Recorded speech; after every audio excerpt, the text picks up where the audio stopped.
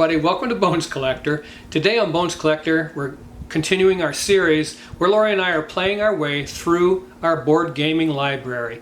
So we're going to play a couple of games, 2 or 3 games each week, and make a video about it and pass it on to you, and I hope you enjoy them. Hey everybody, welcome to Bones Collector. And Lori and I just got back from fishing and playing Coldwater Crown by Brian Schur. Coldwater Crown came out in 2017. It's a 1 to 4 player game, so it has a solo variant. It's a set collection, worker placement, and game bonuses game, and the winning condition is most points. And hey, has a nice sturdy box, Coldwater Crown does, and everything in this production of this game is very nice. The card stock is all linen, even these big playing cards for the Master Angler Challenge. All the fish cards are smaller cards, but they are linen as well. Very thick token stock. The board is nice and thick and lovely. Beth Sobel did some of the art in this game, so it looks great if you're familiar with her work. The player board's a nice thick cardboard, and then you have a whole ton of these crystal bait tokens that are in the game. And those are kind of nice and pretty. And you've seen these crystal tokens in dozens of other games, but very nicely done. And we enjoy that type of situation where, and I bought this game off BGG Market, I think, for $28. Yeah, the geek market. Yeah, I mean, you pay a little bit to ship, but or was it 28 total? It was 28 total. 28 total dollars. Yes. That's shipping and everything. That included the shipping. So that's pretty nice. Now, Laura and I played this at the convention, and we liked it.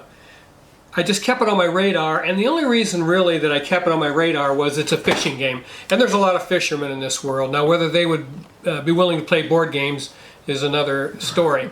But I have fished throughout my life, and I can only think of 2 fishing games. This one and another one by Brian Schur called Freshwater Fly. Freshwater Fly, that's it. I haven't played that game, but it's got a kind of a reel on it and stuff. It looks pretty cool too.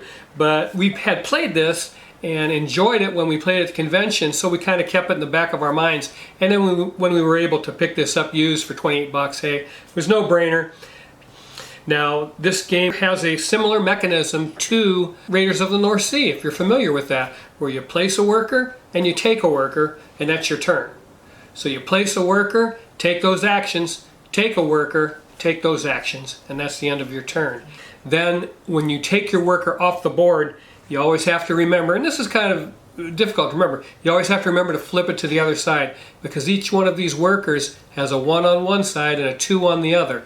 Now the 1 quite naturally lets you take that action 1 time, the 2 upgrades it to 2 times. Well, it just changes. It's not 2 times the action, but it changes the action to something more powerful. Yeah. So you have to remember to flip that. If you take a 1 off the board, of course you're going to flip it to the 2 side. So in your next turn when you place, you're going to have a 2 to place.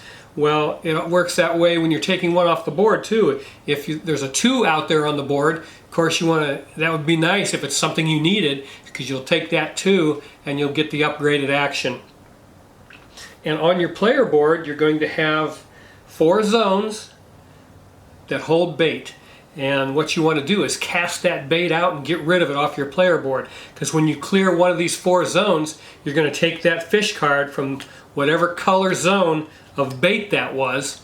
If you place it in this zone here where it's yellow and black, you're going to have you'll take a card off the yellow and black, and so on. This is red and blue, and this one's purple and green. So it depends on what color bait you're casting.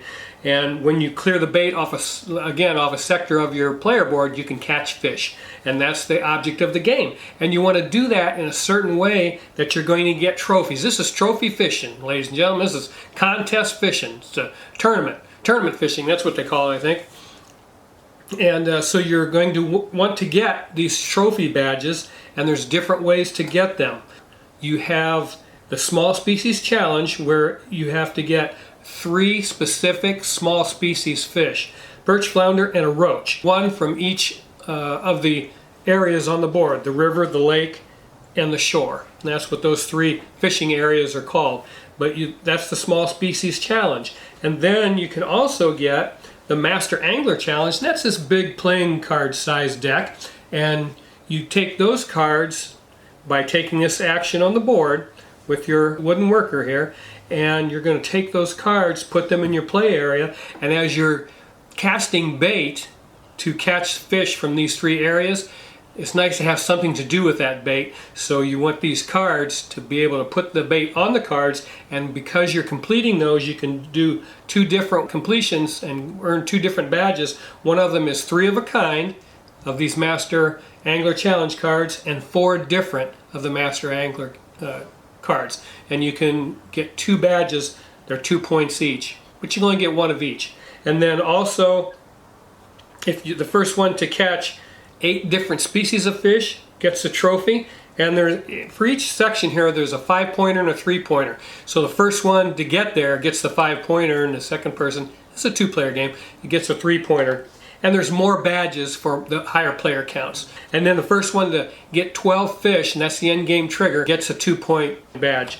And you're going to count those up at the end of the game. Plus, completing these Master Angler Challenge cards gives you 1 point at the end of the game. And then there's also 5 or 6 of these different colored badges that you're going to pick one out at random at the beginning of the game. The rest of them go back in the box, and whatever color that is, on the back of these fish cards, there's a little tag, or it looks just like this badge.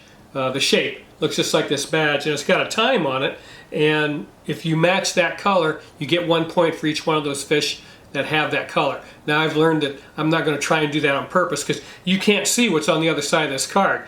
On the front side that's going to be facing you, it just says salmon, and it gives you the weight range. So 8 to 12 pounds for this particular salmon, this particular species of fish. And you don't know what's on the other side as far as the actual weight of the fish and the time it was caught, because this is a tournament. So if there's a tie for these, the one who caught the fish the earliest wins the tiebreaker. But that's what's on the back of those. And in the center of the board, there's these badges, and each one of them has the weight of a fish. They're all worth 1 point. Yeah, they're all worth 1 point. But if you catch a fish that weighs 2 pounds, you're going to take this badge. And there's only 1 of them turned up at a time.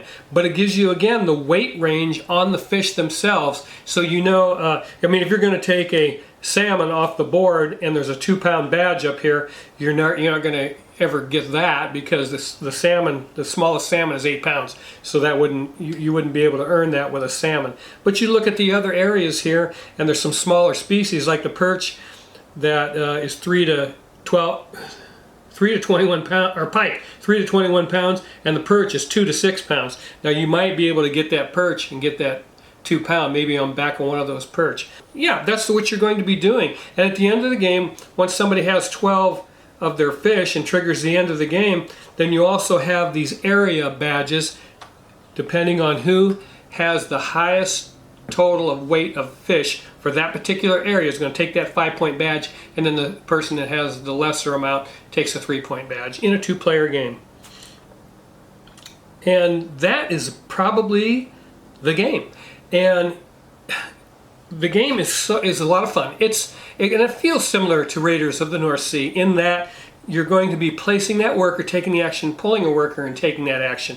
And just like in Raiders of the North Sea, you're going to be like, oh, the space that I want just isn't available. So I'm going to have to do a lesser action or something I don't want to do. Or one time during this game we just got done, I placed a worker and did nothing because my board was empty. I didn't plan well. I casted all my bait, and so placing something on the board to remove bait just did nothing for me. And then I was able to take a token. Luckily there was one on the port. I took that off, and when you have when you do an action at the port, that's when you can repopulate your board with some of these bait crystals. And so it's a balancing act. You want to catch fish, cast bait and catch fish, but when you don't want to run out of zones with bait, because then you're going to end up with nothing on your player board, no bait, and when you go to place a worker, if this space is already taken, the port is already taken, you have to place a worker in one of these zones to cast bait, and you're just not going to be able to do it. So it's kind of a balancing act, and I think Lori had that happen to her a couple times too, but where we just didn't have the opportunity to do what we want to do. But that's kind of good because it makes you plan. Now this game is not heavy. I would consider this game light. Once you learn the worker placement mechanism, this is a light game. But the theme is different because it's fishing, And I think that's attractive to us. I mean, we've got lots of board games, lots of different themes, but I like this. I'm really growing weary of a couple of themes in board gaming. One of them is high fantasy. I can't stand that hardly anymore. It's just, there's 1,000 games with the high fantasy. The goblins and orcs and monsters, and I'm going to go slay monsters and do all this. It just gets to you after a while to do that same, or see even that same thing in board gaming. And then the other one is, harvesting wheat and farming. And I know there's a lot of good games that do both those things, but it's really wearing thin in both of those themes. So to have something different like this is really refreshing. And Brian sure does a nice job with this game. And that other one, the Freshwater Fly, I heard is a good game, solid Euro also. And then, of course, I'm in love with Merchants of the Dark Road. I mean, he hit a grand slam with that one. I love that game. It's one of the most fun games that I have in my library. I'm excited to play it whenever we put it on the table. I'm just thrilled to play that game. It's so much fun and so thematic. And the feel is, and I was hoping that the feel would be here too. Of course, this was a few years before that, so I wanted to see if Brian, what his games were like before Merchants of the Dark Road. So that's why we even played that at the convention. And when we did, I was like, hey, this game's pretty fun. It surprised me. I didn't expect it to be as good as it was. And that's always a pleasant surprise. But hey, if you guys know a fisherman in your family, or if you yourself are a fisherman, you're going to have fun playing this game. I enjoyed it. You feel like you're actually fishing. And, I didn't mention the tackle pieces that you see here on the board. And there's 4 different pieces of tackle. Each player starts out with one, and you can get another one when you clear your zone 5 on your player board. You can either take a piece of tackle or take that fish from zone 5 wherever you completed that at. So it's kind of a tough decision because they're pretty nice. The lure piece of tackle allows you to remove any 2 bait from your player board. The reel, which is what I have in front of me, you can catch a fish from an adjacent zone at the same location. The rod, catch a fish from the same zone but a different location, and the reel lets you swap any 2 pieces of bait on your player board with each other. Now, that's the only publishing error I think that they made in this game. The printing, those bait references are on the top and bottom of the board. The print is extremely small. You saw me just now, I mean, I could barely read it. If you're going to make print that small, then put it on the player board in front of each player so that they can read it. Because if this is in the middle of the table and you've got 4 players, people are going to have to lean in and read this on the top and the bottom of the board. It's just as inconvenient. But that's the only complaint I got about this game. It's a solid Euro. It comes with a draw bag for this bait, and there's 1 white crystal in here, and when that 1 white crystal is drawn out of the bag, then you lay it aside and you put all the used bait back in the bag, shake it up, put the white crystal back in, shake it up again, and then you continue playing the game. But that's the way that bag is replenished. Yeah, that's it. And I hope you get a chance to play this. We're going to keep it in our library. Again, because we enjoy it. It's different. It's a different theme. It's a positive theme, which is another good thing. We enjoy games that are positive in their theme and their presentation. And we really like the fun that this game offers. And again, I think if you played this game maybe 100 times in a row, you'd get sick of it like you would anything else. But we have so many board games that once we get in the mood, hey, I mean, this is a game I would say anytime, yeah, let's play that. I like it. It's quick. I think we got it done in 45 minutes, which is an enjoyable time frame for us. And we had a good time getting into that fishing world. And I have not, again, played Freshwater Fly, but it uses a dice mechanic, and it's got a really cool reel on your player board, so it sounds pretty interesting. But I guess this is, again, a light game. It's a light game, but it feels fun, and the theme comes through, and I enjoy that about it, and I want to thank Brian Schur for this game. To make a good, fun board game. Again, sometimes games that are like this get overlooked. I'm sure a lot of people look at it and say, oh, I never liked fishing in my life and I would never play that. And that's fine. But for us, it was a theme that was different than anything that's in the market right now. And we enjoyed that part of it. And we enjoy somebody that is creative enough to think of something that hasn't been done And I don't think there is another. There probably is. If there is, hey, you guys let me know in the comments. There might be a fishing game out there that I don't know about, but these two are the ones that are the forefront of the hobby.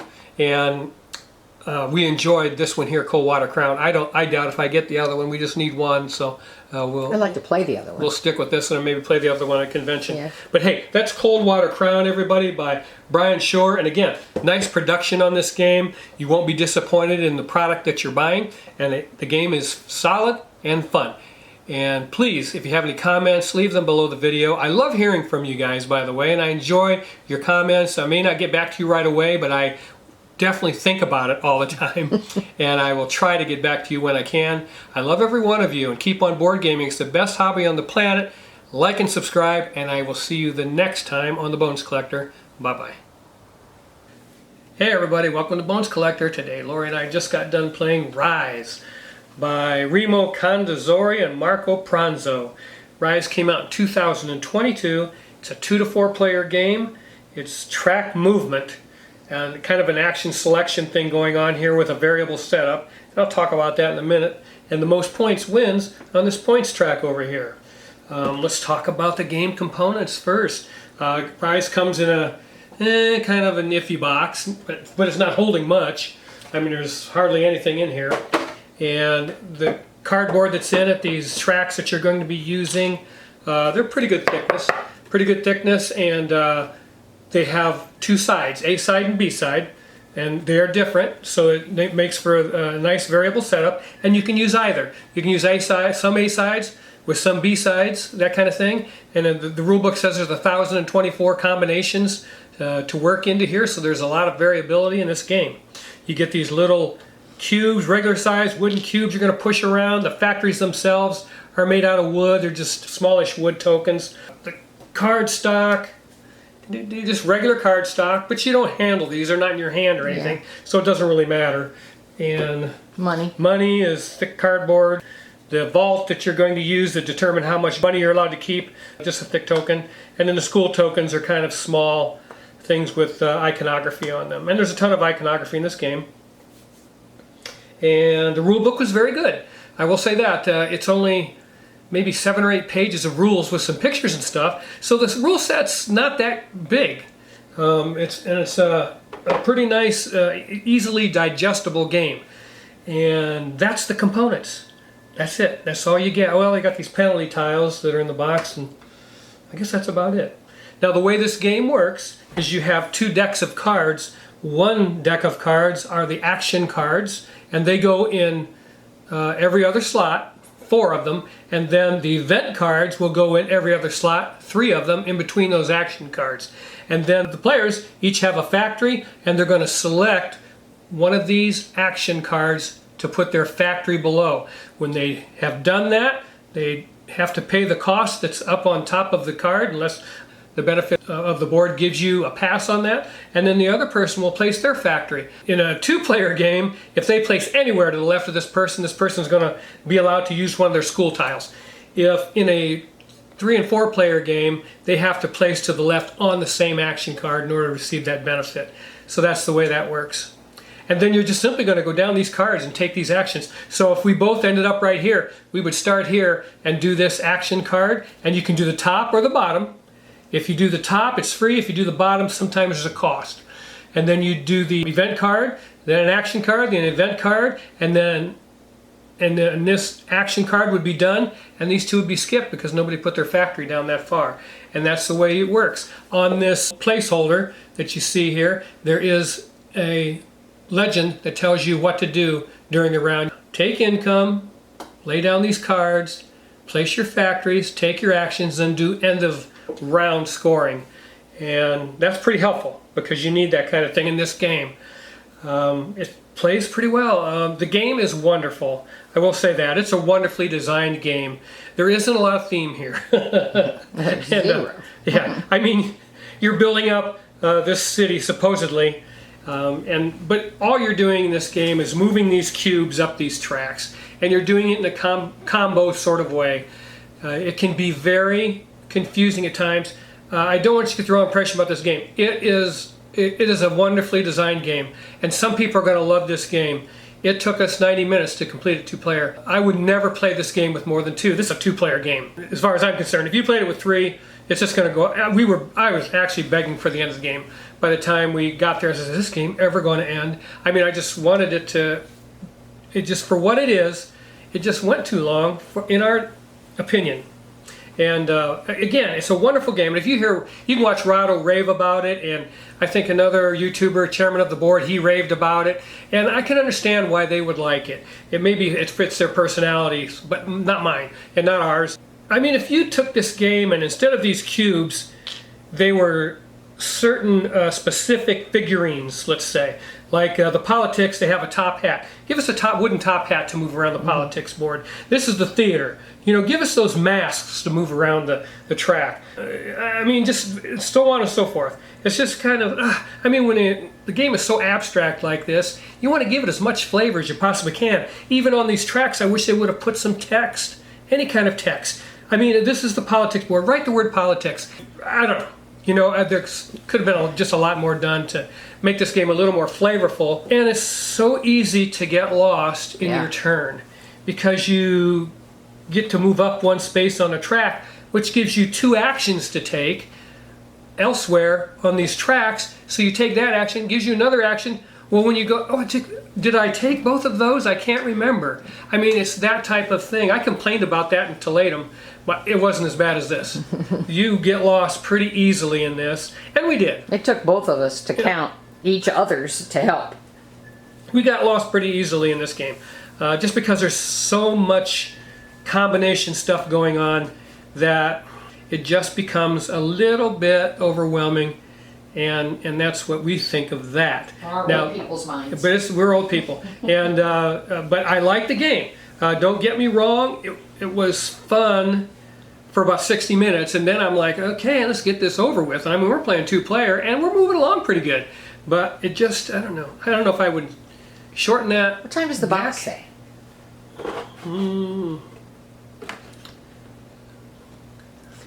It doesn't say anything. 60 to 90. I don't see us getting done at 60. I don't know, 60. Unless they had a stolen them. You'd have to really hustle to do it. It doesn't. You couldn't make any decisions, just go in 60. It's a lot to think about. You in this think it game. all, yeah. There's a lot to think about. And it's a cool game. It's a well-designed game. It's not going to wow anybody on the table for sure. And it does take up a lot of table space. Yeah, it does. That's why I'm saying just 2 players. I wouldn't play 3. Just too much table space. I don't know. Again, we had a good time. It's a fun game, but it's pretty simplistic in what it does. It's just all these tracks. You're just choosing which ones to move up from choices given to you on these action cards, and then those give you other actions, and those may give you other actions. And some people find that fun. I find tech tracks like this fun in other games. They're good in other games where you have 1 or 2 of them, and they affect the game in different ways. But to have a whole game made up of tech tracks, you have to be a certain type of personality, I think, to play this game. Again, for those that like it, that's great. I can understand why they like it. This came out in 2022, and I wanted to play it because I'd heard these guys raving about it. Oh, it would have been in my top 10 of 2022, or hey, that's instantly in my top 100. So I was like, did I miss something? Because I saw this game, and I thought, well, I mean, just a bunch of tech tracks. I mean, how good can it be? But it was on a clearance table at my local game store. Paid $30 for it, and I always tell you guys how much I pay for stuff. It is what it is. You have to like this kind of thing. It's a cube pusher. All the way, you're just pushing cubes around, and you got to give this game a little bit of visual appeal because of its abstract nature. And publisher didn't bother to do that. This game needs some sex appeal, and it has none. And you've got these boards that are helping you get you different things. Money is tight in this game. You have a vault that you start out with where you're allowed to keep only $5, and that is really tight. And you can get this turned over to keep $10, and you have to do that as soon as you can on this track here. You move up to the second spot, you go up here, you turn your track over, any school tiles that you've already used, and you get $1. Now, because money's so tight, there's only 2 places you can consistently get income. 2 places. On this track, industry track and the bank track. But in order to get the consistent payout on the bank, you have had to have gotten one of these school tiles from the schoolhouse and have it in your private play area so that you can bump that. Because when you get to the end of this track, this bank track, you get $3 every time you activate this particular bank action. And that's the way you can get $3 every time doing that. And then here on the industry board, each space is worth point, and it has a hand underneath it because that's the income phase at the beginning of every round. And on this board, you get $2 or $3 and either 0 or 3 points, depending on how far up the track that you are. Once you get to the end of the track, you get on this space, you only get 1 point. And that killed Lori's game because she just didn't realize that she wasn't going to get any more income. That's this type of game that has so many moving parts has got to be played quite a few times for you to get the nuances of the game down so you can play it well. We still didn't play it as well as we would like to, but I'm not going to do it again. We played it twice, and that's plenty for me.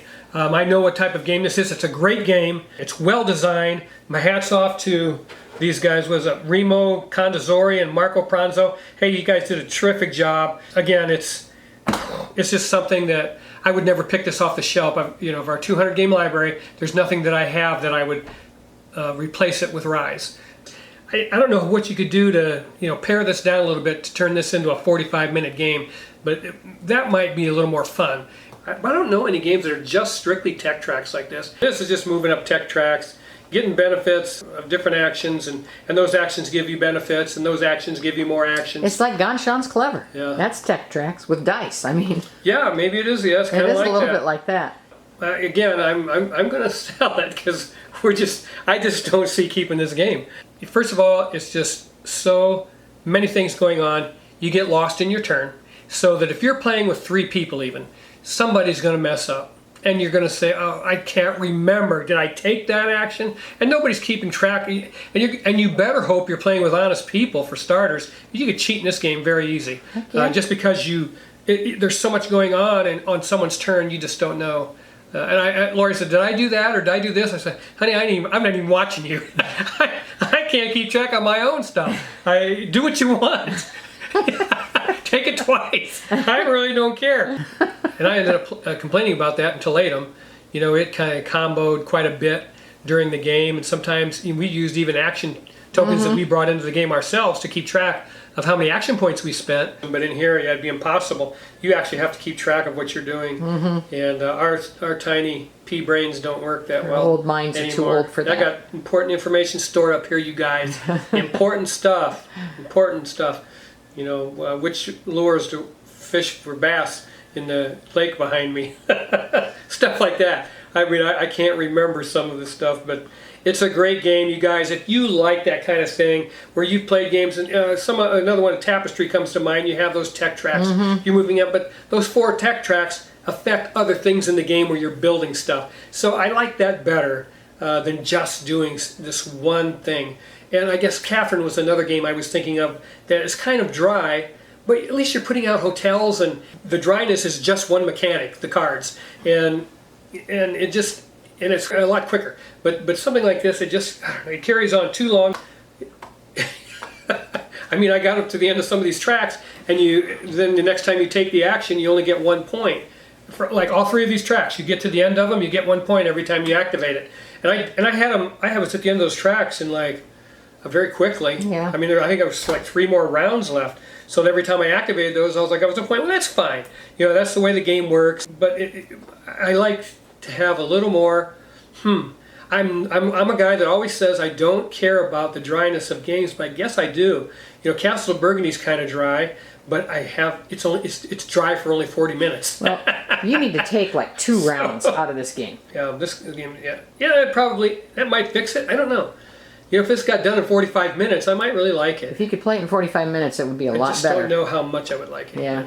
So, I don't know. So that's Rise. If you guys have any opinions on this game and you've played it and you think I'm missing the boat on this game, let me know. For us, we'd rather play like Dune Imperium or Plant Catacombs, or things that have a little bit of character to them. I mean, even like Firenze. I mean, that's got a lot of character to it for a Euro game. Paris by Kramer and Kiesling, Rococo, Runestones by Rudiger Dorn, Witchstone by Rainer Knizia. I just like that type of game that's going to build a world. They're doing one thing in this game, that's moving up these tech tracks. Yeah, that's it. And that, to me, was just not enough to, certainly for the game to worm its way into my heart. We're going to play Sagrada next, and that's the type of game that we love to play. A really crunchy puzzle that's over with in 30 to 45 minutes. I just like that. With a wonderful theme. You know, Sagrada's not some great expansive theme, but everybody knows it's, you know, it's the Sagrada in Spain and glass-colored windows that are there, and that's what you're doing. But this was weird. This was a game that it lived up. It was exactly what I thought it was. I watched it played a number of times, and I thought, I don't know. But then I saw it on that clearance table, and I heard Rado and this other guy raving about it. I thought, well, maybe I better play it. So we grabbed it cheap, and I played it, and now I'm done playing it. I'm glad I played it, though. Been there, done that. You know, I like playing board games. Obviously, Laura and I love playing board games, and when I hear about a good one, I want to experience it for myself. And sometimes I just can't take others' opinions for things. Again, there's going to be a group of people that are going to love this game. It just isn't us, you know. So yeah. That is Rise. If you watch, I think Rado does a full playthrough. You can see it being played. If you want to do that, you know, I would suggest watch that. If you're interested in this game, it sounds interesting to you, check it out and make up your own mind, because you may love this. You've used Tech Tracks in other games. You're like, oh, I want to do that. Hey, this is a game for you. Again, these 2 decks of cards are everything that you do as far as going down this action track. And you do whatever those cards tell you, and moving these cubes, you get to choose which tracks you want to move up, and which action you want to do on the action cards, top or bottom. Top is free. Most of the time you got to pay on the bottom, and those are the things you're going to do in this game. But that is Rise, and I will see you next time, Bones Collector. Please like and subscribe. Please like. It just does so much for us. And please comment. Let me know what your opinion is of this game if you've played it. And I like hearing from you guys. I love hearing from you guys, as a matter of fact. I just love the comments that you guys leave. You're a great bunch of beautiful people. We love you, and we enjoy doing this channel and bringing games like Rise to you and letting you know what we think of them. I'll see you next time on The Bones Collector. Keep on board gaming. It's the best hobby on the planet. Bye-bye.